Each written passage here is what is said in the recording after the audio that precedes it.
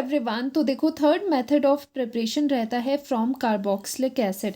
इसमें दो पार्ट्स आते हैं। फर्स्ट इज़ फ्रॉम डी कार्बोक्साइलेशन से होता है, और दूसरा आता है कोल बेस इलेक्ट्रोलिसिस, जिसे हम नेक्स्ट लेक्चर में कवर करेंगे। यहाँ पर डी कार्बोक्साइलेशन का मतलब है, डी का मतलब माइनस होना, that means removal of CO2, minus CO2। Decarboxylation मतलब रिमूवल ऑफ कार्बन डाइऑक्साइड। ठीक है, तो ये रिमूवल किससे करना है? ये रिमूवल आपको करना है कार्बोक्सिलिक एसिड के जो सोडियम सॉल्ट होते हैं उनसे ये रिमूवल करना है। तो देखो, जो कार्बोक्सिलिक एसिड होता है उसका फॉर्मूला हो गया RCOOH। ये हो गया कार्बोक्सिलिक एसिड। ठीक है, और वैसे ही अगर इस हाइड्रोजन को हम रिप्लेस कर देते हैं बाय NaRCOONA, तो यहाँ पर नेगेटिव आ जाता है, यहाँ पर पॉजिटिव आ जाता है, और ये बनता है sodium salt of carboxylic acid. That means जो कार्बोक्सिलिक एसिड था, कार्बोक्सिलिक एसिड के हाइड्रोजन को हमने रिप्लेस किया है बाय सोडियम, तो ये बन गया sodium salt of carboxylic acid, carboxylic acid का सोडियम सॉल्ट। तो बेसिकली क्या करना है, हमने डीकार्बोक्साइलेशन करनी है इसकी, sodium salt of carboxylic acid की। ठीक है, तो जनरल रिएक्शन में क्या आ जाएगा कि जो सॉल्ट है इसका कार्बोक्सिलिक एसिड का, दैट इज RCOONA। ठीक है, ये नेगेटिव होता है और ये सोडियम पे होता है पॉजिटिव। ठीक है, उसको जब आप ट्रीट करते हो सोडा लाइम के साथ, तो देखो सोडा लाइम क्या होता है। तो देखो सोडा लाइम, जो सोडा लाइम या ओनली लाइम लिखते हैं वो क्या होता है, वो होता है NaOH और CaO, कैल्शियम ऑक्साइड साथ में कहलाते हैं सोडा लाइम। ठीक है, ये कहलाते हैं सोडा लाइम। जब इनकी प्रेजेंस में, सोडा लाइम की प्रेजेंस में, दैट मीन्स NaOH की प्रेजेंस में, ठीक है, एंड साथ में CaO आ जाएगा, दोनों को कलेक्टिवली कहेंगे सोडा लाइम। ओके, तो सोडा लाइम के साथ जब आप हीटिंग करते हो, यहाँ पर हो रही है हीटिंग का साइन आप इस तरह से भी बना सकते हो। इसका मतलब होता है कि आप हीट कर रहे हो, हीट दे रहे हो रिएक्शन में। तो सोडा लाइम के साथ जब sodium salt of carboxylic acid को हीट किया जाता है तो होती है डीकार्बोक्साइलेशन।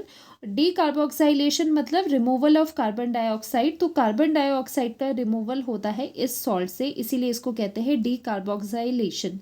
लेकिन आप इसे लिखोगे कैसे? लिखना ऐसे है कि यहाँ से देखो, ये जो चीज़ें हैं COO नेगेटिव एंड Na, ये चीज़ें आपको रिमूव कर देनी है। ठीक है, यहाँ तक ये रिमूव कर देंगे, और क्या बचा? R बच गया एंड हाइड्रोजन बच गया। ठीक है, पहले लिख लेते हैं। इनका क्या बना? Na2CO3, सोडियम कार्बोनेट बाहर निकल जाएगा, Na2CO3। ये जो आपको रेड डॉट्स के अंदर दिख रहा है, ये एज Na2CO3 बाहर रिमूव हो जाएगा, एंड R एंड H मिलके बन जाएंगे एल्केन। तो ये R क्या होता है? एल्काइल होता है, उसमें एक हाइड्रोजन मिला दो तो क्या बन जाता है? एल्केन। तो यहाँ पर बन जाता है एल्केन। तो ये रही प्रिपरेशन ऑफ एल्केन फ्रॉम डीकार्बोक्साइलेशन। तो फर्स्ट मेथड क्या करा हमने? डीकार्बोक्साइलेशन करी किसकी? जो कार्बोक्सिलिक एसिड के सॉल्ट होते हैं, सोडियम या फिर पोटेशियम भी इसकी जगह लिखा आ सकता है, पोटेशियम या sodium salt of carboxylic acid होते हैं, उनकी डीकार्बोक्साइलेशन करके हमें मिलता है एल्केन। ठीक है, इस तरह से एल्केन यहाँ पर हमें मिलता है। और इसी का ही हम एक क्वेश्चन कर लेते हैं जो कि NCERT आपकी बुक में दिया है। Sodium salt of which acid will be needed for the preparation of propane. आपको बनाना प्रोपेन है, तो पूछ रहे हैं कि स्टार्टिंग मटेरियल में जो आपका सॉल्ट है, सोडियम सॉल्ट, वो किस एसिड का लेना होगा। और एक बात यहाँ पर आप ध्यान से देखो, जब ये रिएक्शन हो रहा है डीकार्बोक्साइलेशन का मतलब यहाँ से CO2 तो रिमूव हो रहा है, तो नंबर ऑफ कार्बन में कितना फ़र्क पड़ा? यहाँ पर नंबर ऑफ कार्बन्स जितने हैं उससे 1 लेस कार्बन यहाँ पर रहता है। ठीक है, जैसे कि मान लो ये है रिएक्टेंट साइड। ठीक है, रिएक्टेंट साइड, और ये है प्रोडक्ट साइड, ये है आपकी प्रोडक्ट साइड। ठीक है, तो मैं कह रही हूँ जो प्रोडक्ट बनेंगे उसमें वन लेस होगा कार्बन, वन लेस कार्बन आपको मिलेगा as compare to reactant side पे, ठीक है। मान लो कि यहाँ पर अगर आपका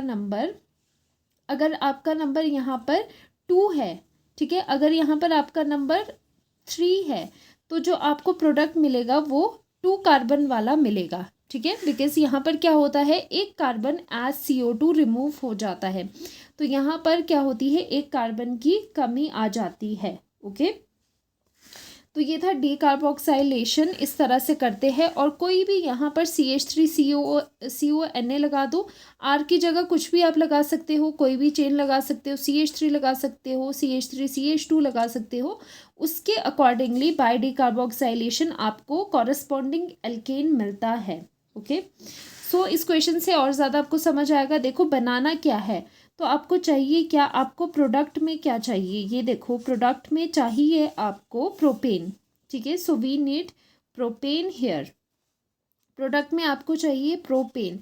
अब प्रोपेन क्या होता है, प्रोपेन में होते हैं 3 कार्बन, प्रोपेन होता है CH3 CH2 and CH3, so we need 3 carbons on product side पे 3 कार्बन्स चाहिए। एंड इस रिएक्शन में क्या होता है, डीकार्बोक्साइलेशन में मैंने कहा है कि प्रोडक्ट साइड पे आपको एक लेस कार्बन मिलता है।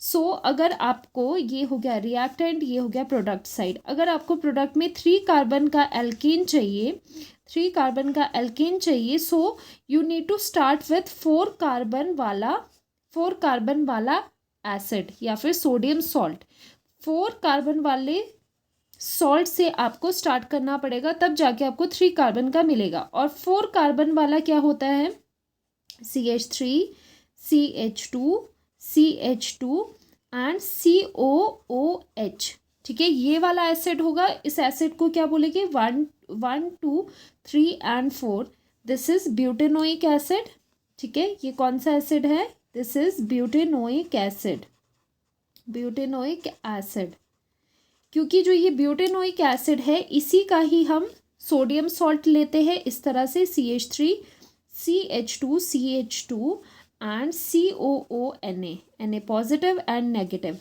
जब आप इस चीज़ की डीकार्बोक्साइलेशन करवाते हो, सोडा लाइम के साथ डीकार्बोक्साइलेशन करवाते हो, तो मिलता है प्रोपेन। तो वही क्वेश्चन में पूछा गया है कि sodium salt of which acid, कि सोडियम सॉल्ट किस एसिड का होगा जो कि यूज़ किया जा सकता है for the preparation of propane. Preparation of propane में किसका आप यूज़ करोगे, कौन सा वाला एसिड यूज़ करोगे, ब्यूटेनोइक एसिड आप यूज़ करोगे। अब इसका हम रिएक्शन भी यहाँ पर लिख लेते हैं।